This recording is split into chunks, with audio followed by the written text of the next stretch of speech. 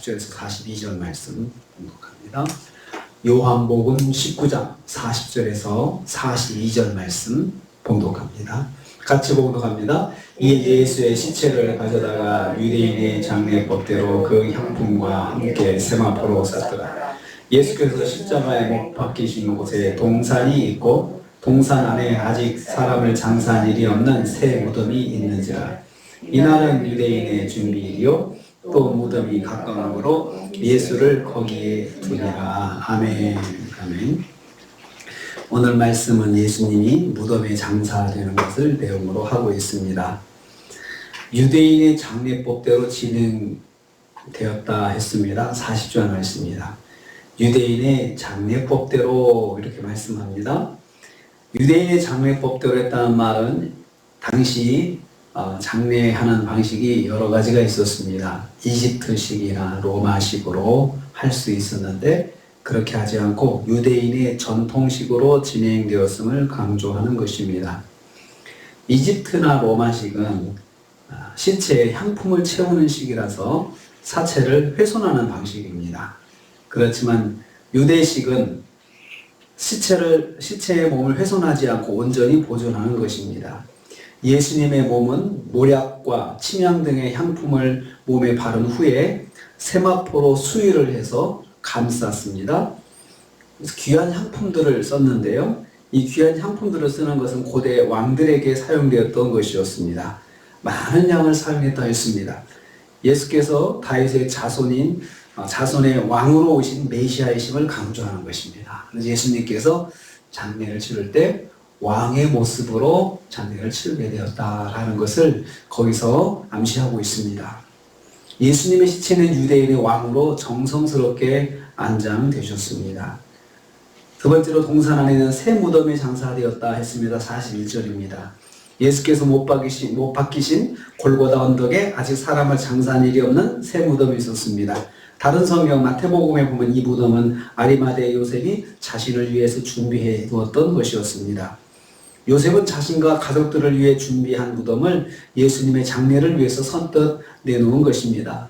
아리마대 요셉이 아주 중요한 역할을 했죠. 예수님의 십자가에 달리신 사체도 달라고 부르고 그 다음에 자기의 개인적인 그 준비한 무덤도 예수님을 위해서 내놓았습니다. 이를 통해서 아리마대 요셉은 예수께서 부자의 묘실에 장사될 것이라는 말씀을 성취하는 영광을 차지하게 되었습니다. 이사야서 말씀에 예수께서 부자의 무덤에 장사될 것이다 하는 건데 그 사람이 바로 아리마대 사람 요셉이었습니다. 주님을 위해 헌신하다가 말씀을 이루는 은혜를 입게 되는 것입니다. 이처럼 예수님은 하나님의 예비하심에 의해서 장사되었습니다. 어제도 묵상한 것처럼 가족이나 사랑하는 제자들이 그 일을 감당하지 않고 전혀 생각하지 않았던 사람들, 그리고 이 장례가 몇 시간 만에 갑작스럽게 이루어져야 되는 거였는데 아무 준비도 없었지만 주님께서 성경에 말씀하신 대로 그렇게 장례가 진행되는 것입니다. 세 번째로 예수님은 유월절 전날에 장사되셨다 했으면 42절입니다. 이날은 유대인의 예비일이요라고 하였습니다. 유월절을 준비하는 날이라는 말씀입니다. 예수께서 정확하게 유월절 어린 양으로 십자가의 대속의 죽음을 맞이하신 것을 다시 한번 강조하고 있습니다. 유월절 시작 전 3시간 전에 예수님께서 운명하셨습니다.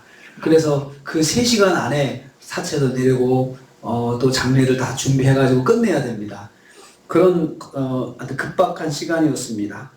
6월절 시작 3시간 전에 운명하시고 3시간이라는 그 시간 동안 급하게 예수님의 장례가 진행되었습니다. 그러나 그동안 성경의 예언을 그 시간 동안, 그 짧은 시간 동안에도 하나님께서 예언, 선지자를 통해서 하신 그 말씀들을 이루어 내셨습니다.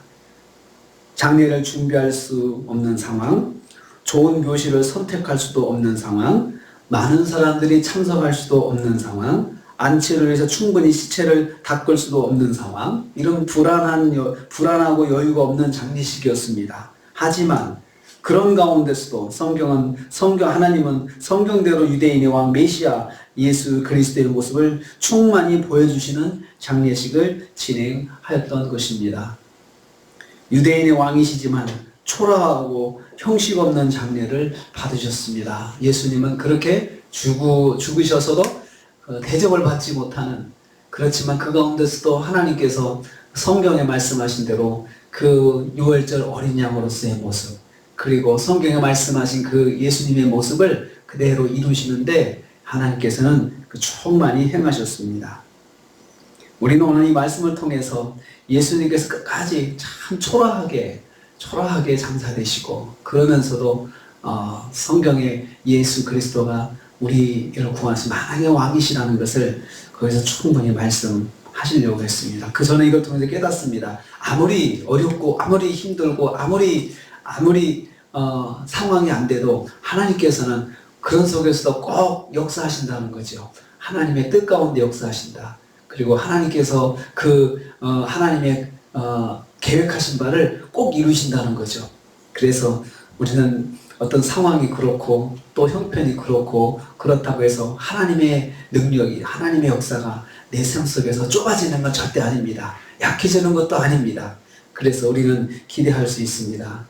이런 상황 속에서도 주님께서 나의 기도를 들으시고 또 주님의 뜻하신 바를 이루실 것이다 라고 하는 우리는 믿음을 가질 수가 있습니다.